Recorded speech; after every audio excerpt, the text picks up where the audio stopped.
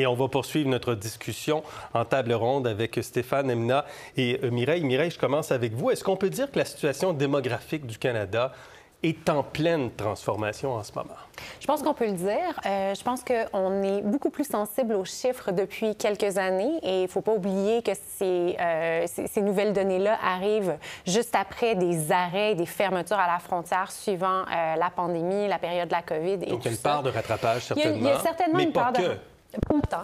Et en effet, on vit maintenant ce qu'on savait qu'il allait arriver si on s'intéressait un peu à la démographie, c'est-à-dire qu'on allait atteindre un moment où on n'aurait pas le choix de dépendre complètement de l'immigration pour la croissance démographique. Et ça a des effets, comme vous en parlez, à la fois dans les grandes villes, les petites villes, à la fois pour ce qui est de l'immigration temporaire et de l'immigration permanente. Et bien sûr, bien, ça soulève des enjeux, ça soulève des inquiétudes, on pourra en parler. Et ça nous amène à ce que vous avez appelé, Stéphane Marion, dans une note économique en janvier, à une forme de piège démographique. Le Canada est plongé dans un piège démographique, puis on l'a vu dans le graphique, puis on va le revoir, le graphique de l'évolution de la croissance de la population au cours du dernier demi-siècle et un peu plus.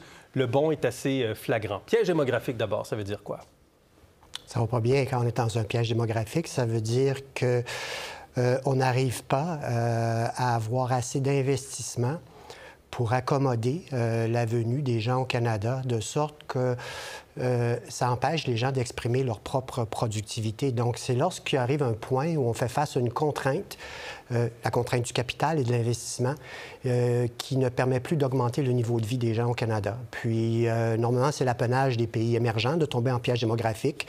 Or, le Canada est tombé en piège démographique l'année passée pour la première fois de son histoire. Donc, trop de croissance de population ou pas assez d'investissement pour la croissance démographique. En tout cas, les deux ne suivent pas, là, autrement dit, puis on se retrouve avec un niveau de vie qui est au point mort. Le niveau de vie est illustré par le PIB réel par habitant. On voit l'évolution, le graphique présentement depuis 2016, avec ce niveau de vie qui suivait à peu près les Américains, bien que ça s'est détaché, les Américains, le PIB réel par habitant s'est mis à s'accélérer plus qu'au Canada. Mais là, il ne s'accélère même plus au Canada, il est en baisse. Ce que ça veut dire, donc le PIB par capita, une autre façon de le voir pour les gens qui nous écoutent ce soir, c'est que lorsque vous travaillez plus longtemps et que vous gagnez moins d'argent, c'est ce que ça veut dire. Donc, l'enjeu canadien, c'est que j'ai pas assez d'investissement, pas assez de capital présentement pour compenser la croissance de l'immigration. Et quand on parle de croissance de l'immigration, Emna, on parle beaucoup des résidents non permanents. L'immigration, en fait, non permanente, l'immigration temporaire, qui occupe une grande place parce qu'il n'y a pas de seuil. On a des seuils d'immigration permanente, on a une forme de contrôle, mais est-ce qu'on peut dire que sur les résidents non permanents, on n'a pas de contrôle?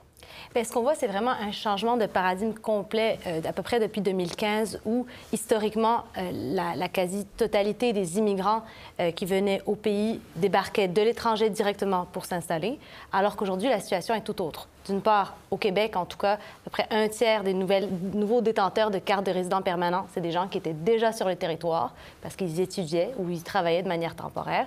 Et d'autre part, bien, on accueille aujourd'hui beaucoup plus, 3 fois plus au Québec, d'immigrants temporaires que d'immigrants permanents. Alors oui...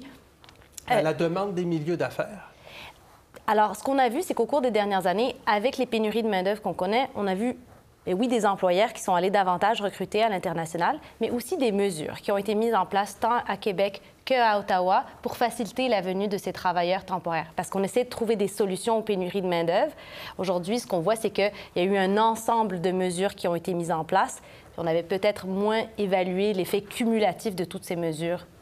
Et quand on parle de mesures, on parle de toutes sortes de programmes qui ont pour objectif de faciliter la venue de migrants temporaires? Oui, absolument. Et une des choses, en plus de ces mesures-là, c'est la réalité qu'il y a des délais de plus en plus importants au niveau du traitement des demandes de résidence permanente, que ce soit au Québec ou au Canada. Ce qui crée un goulot d'étranglement chez les immigrants non permanents. Non résidents. Et donc, ce qui pourrait faciliter à la fois une décision d'aller chercher des gens à l'étranger parce qu'on aura la facilité d'aller les chercher plus rapidement, ou ce qui empêche aussi des gens de pouvoir atteindre la résidence permanente. Mais c'est quoi notre modèle, Mireille Paquet, aujourd'hui? C'est quoi le modèle Québec-Canada en matière d'immigration? On est où en 2024 par rapport à la vision qu'on a? Bien, je pense qu'on est dans une période de remise en question. Comme on le disait justement, on est vraiment à un moment où on est dans un système d'immigration à 2 étapes, où une très grande majorité des gens qui accèdent à la résidence permanente sont des gens qui sont arrivés au Canada ou au Québec par le biais d'un permis temporaire, que ce soit un permis d'emploi, un permis de travail ou un permis d'études. Et dans ce cadre-là, bien, ça fait qu'on a des avantages parce qu'on a des gens qui ont de l'expérience de travail au Canada ou au Québec, souvent des compétences linguistiques, mais ça pose beaucoup de questions parce que, comme vous le disiez tout à l'heure, nos débats politiques, ce sont des débats sur les cibles d'immigration permanente et on ne débat pas ou on commence à le faire sur l'immigration temporaire. Ouais. Par contre, j'aimerais juste rajouter quelque chose. C'est important de ne pas nécessairement assumer qu'on n'a pas de contrôle sur l'immigration temporaire parce clairement, on vit les conséquences d'enjeux ou de décisions auxquelles on n'a peut-être pas réfléchi sur les conséquences à long terme, mais le gouvernement continue d'émettre les permis et il y a un contrôle effectif. Donc, les gouvernements ont le contrôle de l'immigration temporaire. Absolument.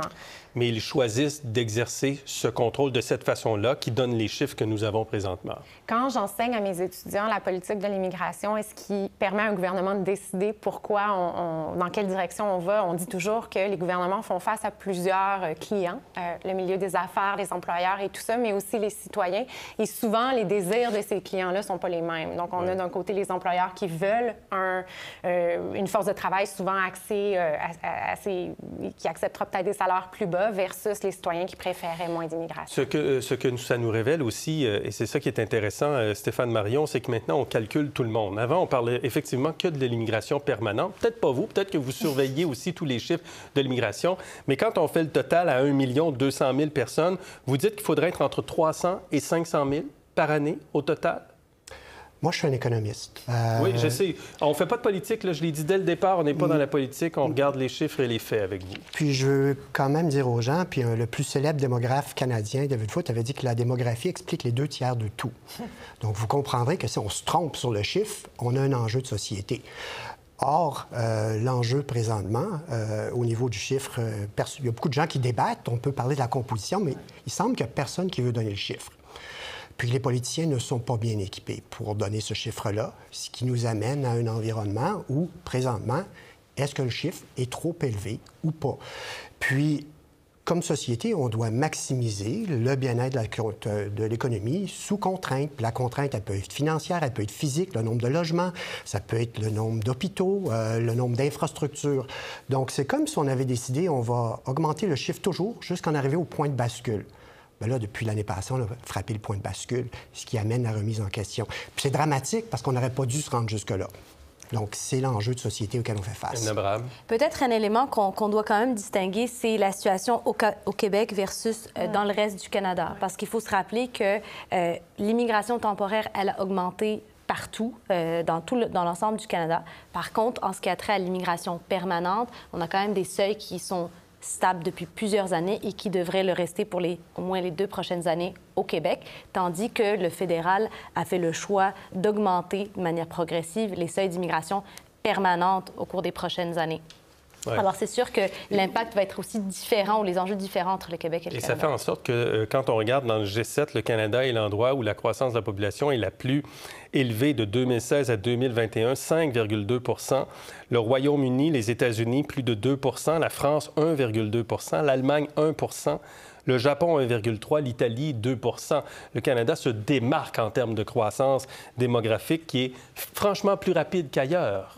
Est-ce qu'on se l'explique? On va terminer ce segment là-dessus. Bien, c'est le résultat. On dit qu'on ne veut pas faire de politique, mais c'est le résultat d'une décision politique. Maintenant, la question est de se poser, est-ce qu'on a vraiment eu le débat sur cette orientation-là? Ouais. Ça fait très longtemps qu'on entend une crise démographique. On nous dit qu'il y aura un enjeu au niveau des pénuries de main-d'œuvre et tout ça. Il semble y avoir eu des décisions qui n'ont peut-être pas été comprises et nécessairement discutées par l'ensemble des citoyens. Vous êtes formidable. Je vous garde. Donc, pour le reste de l'émission... Pour voir nos émissions en entier, rendez-vous sur la chaîne Ici RDI.